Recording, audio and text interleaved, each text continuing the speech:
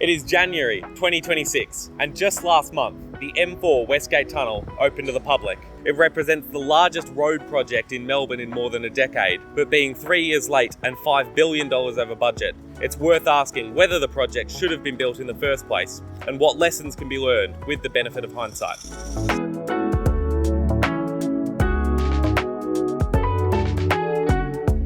The Westgate Tunnel is effectively a bypass of Fisherman's Bend, linking the M1 Westgate Freeway in Yarraville to the M2 Citylink, Wurundjeri Way and Dynon Road in West Melbourne, and allowing traffic to skip both of Melbourne's iconic bridges. The M4 route comprises the 2.8km eastbound and 4km westbound tunnels and the 2.7km elevated freeway above Footscray Road for a total length of 5.5km eastbound and 6.7km westbound. In an Australian-first design, the Westgate Freeway has been duplicated between the tunnel portals and the M80 ring road, with each direction consisting of 3 local and 3 express lanes separated by a dividing barrier. This also makes this the widest section of freeway in Australia.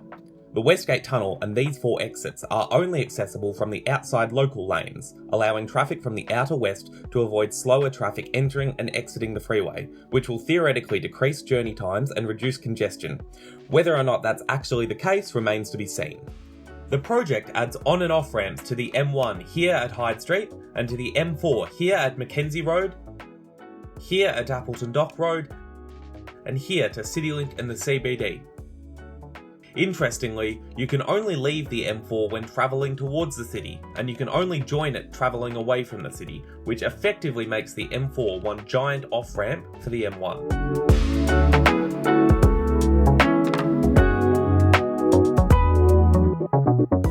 The project also includes major upgrades to walking and cycling infrastructure in the inner west, including the Dixon Veloway, this green bike path suspended below the freeway viaduct.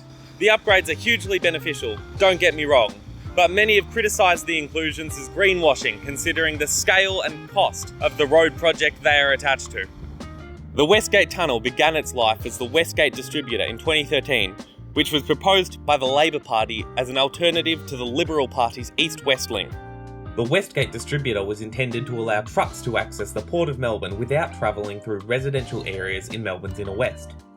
The Labor Party proceeded to win the 2014 state election, and early works began in 2015. Construction was halted in 2017 when the government received an unsolicited proposal from Transurban, the owner of the M1 and M2 Citylink tollways, to instead build the Westgate Tunnel. Despite costing 10 times as much and taking 4 years longer to build, the government accepted Transurban's proposal. Compared to the distributor, the tunnel's stated benefits were much greater. It was marketed as the a vital alternative to the Westgate Bridge, and will save 20 minutes of the journey to the CBD. The tunnel also would come with a network of new arterial roads to the west of Melbourne CBD, including a 1.2km extension of Wurundjeri Way to Dynon Road, completing a western bypass of the CBD. Interestingly, the project also included elements of the original distributor plan, because certain vehicles will be prohibited from using the tunnel. Construction was started in 2018, and by the middle of 2019 it had already ground to a halt. The tunnel's builders had encountered significant amounts of contaminated soil while digging the tunnels, which was expected during the planning stage, but the builders claimed that the amount of contaminated soil was greater than expected, and that regulations on the disposal of contaminated soil had been made stricter since contracts were signed. The builders demanded additional funding from Transurban, and after 6 months of the dispute not being resolved, the builders sought to terminate their contract with Transurban. This descended into a 3-way legal battle between the builders, Transurban and the government, which would not be resolved until December of 2021.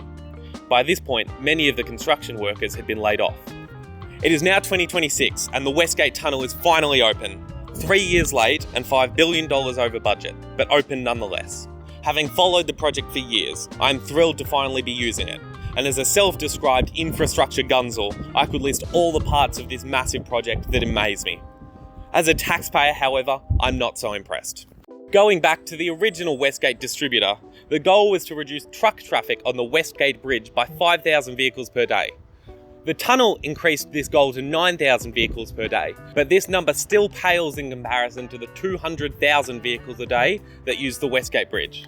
A 4% reduction in traffic will be barely perceptible, and will be almost certainly eclipsed by population growth in the outer west. The tunnel also promised a reduction of truck traffic on residential streets in the inner west, to be enforced by a number of truck bans. If properly enforced, this will drastically improve quality of life for locals, but the exact same benefit could have been achieved with the original distributor plan. The Westgate Tunnel has been promised as an alternative to the Westgate Bridge. Any Melburnian can tell you that the bridge is a nightmare. With no emergency lane, a single breakdown can cripple throughput. But for more than one reason, I'm sceptical of this benefit. The project involved a ground-up rebuild of the Westgate Freeway, including the installation of express lanes between the M80 ring road and the bridge. The tunnel is inaccessible from the express lanes, so in the event of an incident on the bridge, traffic in these express lanes will be unable to divert via the tunnel.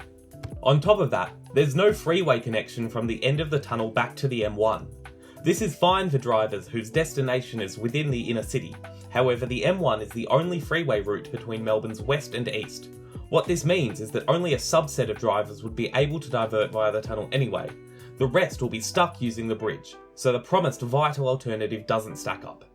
Should the tunnel have been built? In my opinion, no.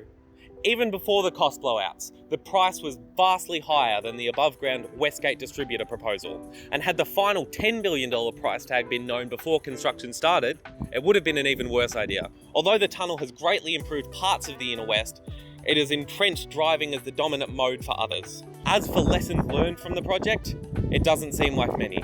It seems like history is repeating itself in the form of the North East Link Freeway project.